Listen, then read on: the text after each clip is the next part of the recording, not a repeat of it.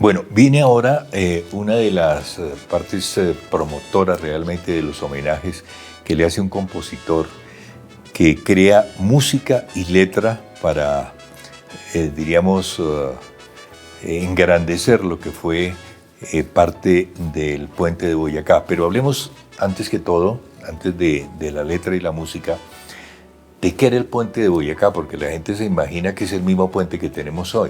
Resulta que el Puente de Boyacá también tiene su historia.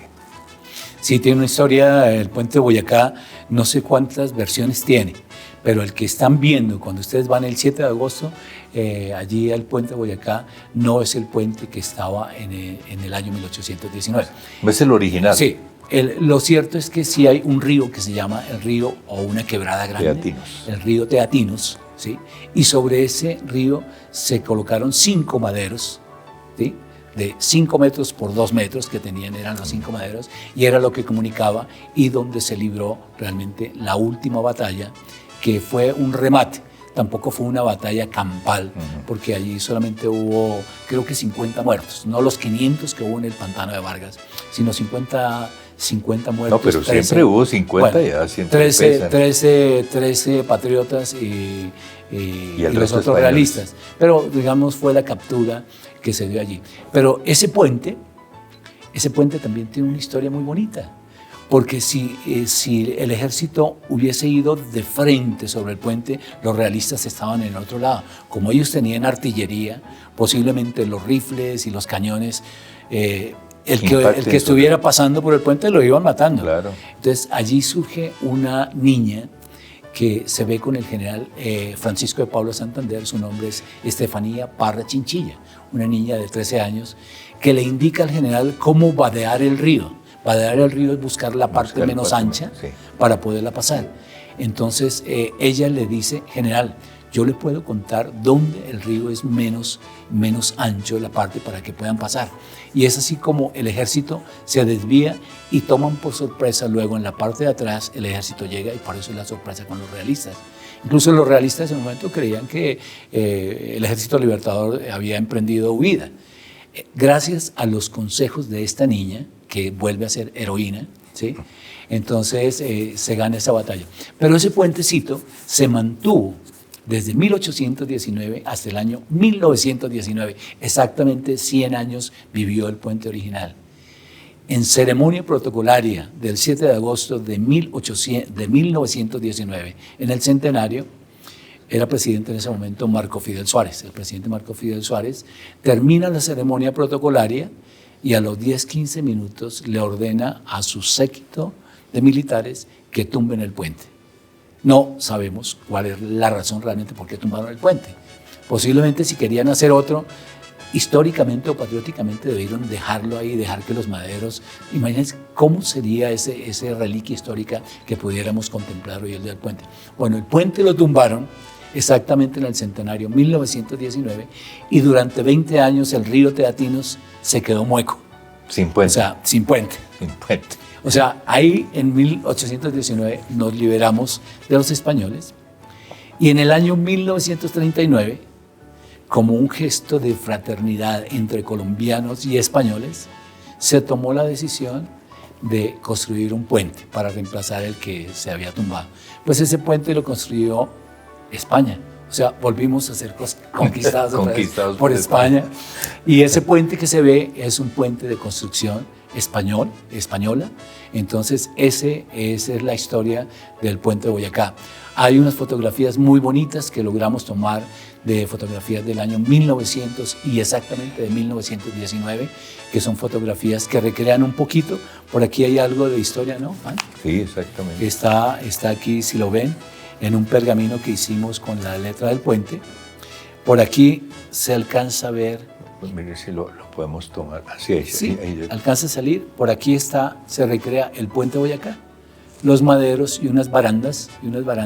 Así lucía el puente de Boyacá en el año 1919 en el centenario. Entonces, esas fotografías cuentan mucho. Ahora, ¿cuál ha sido la reflexión?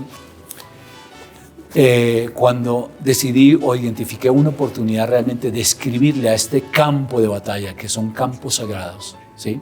Patriotas, hace unos 4 años tomé la decisión de ir un día al puente Boyacá y sentarme allí junto al puente y empezar a hacer toda la reflexión. Imaginarse cómo llegó Santander, cómo llegó Anzoátegui, dónde estaba Bolívar, y empezar a recrear todo eso para construir una historia o construir una letra que en su secuencia cronológica y todo lo que dice, todos los términos estuvieran bien puestos para ser fiel a la historia. Es allí donde nace la letra para luego colocarle música y hacer el himno al puente de Boyacá.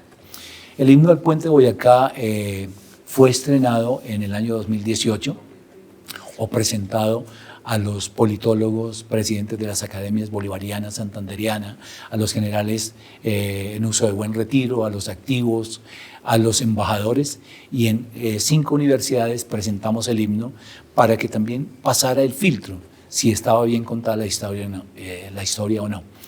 Y efectivamente ocurrió que, según toda la gente que escuchó los versos y la estrofa y los coros, el himno quedó bien construido. Hice una buena música, luego procedimos a hacer unos arreglos muy bonitos, voces, coros, y finalmente logramos en este año presentar ante la Gobernación de Boyacá y ante la Honorable Asamblea de Boyacá, presentar el proyecto con el propósito de que fuera adoptado e institucionalizado.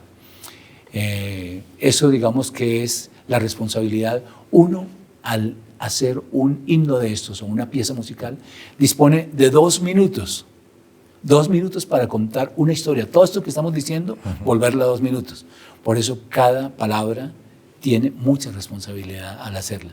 Afortunadamente logramos hacerlo y es posible que, de acuerdo a la disposición de la Gobernación, pues el himno se quede para siempre, para que sea ejecutado dentro de las ceremonias protocolarias del 7 de agosto en el puente de Boyacá.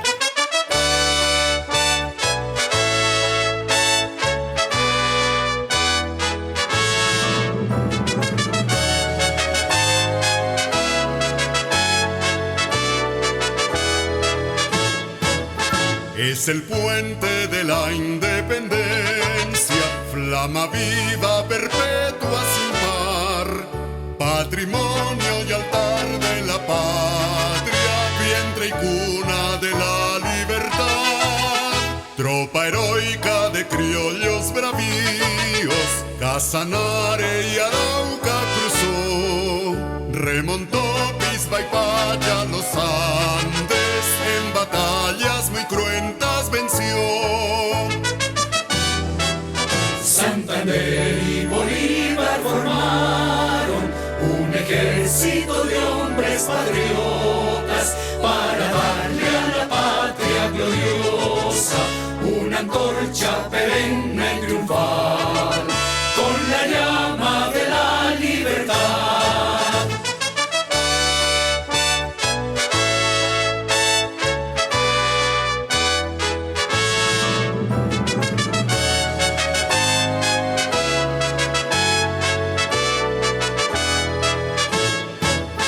Con su ejército Simón Bolívar en los campos batallas libró, en el puente de la independencia libertad a Colombia le dio.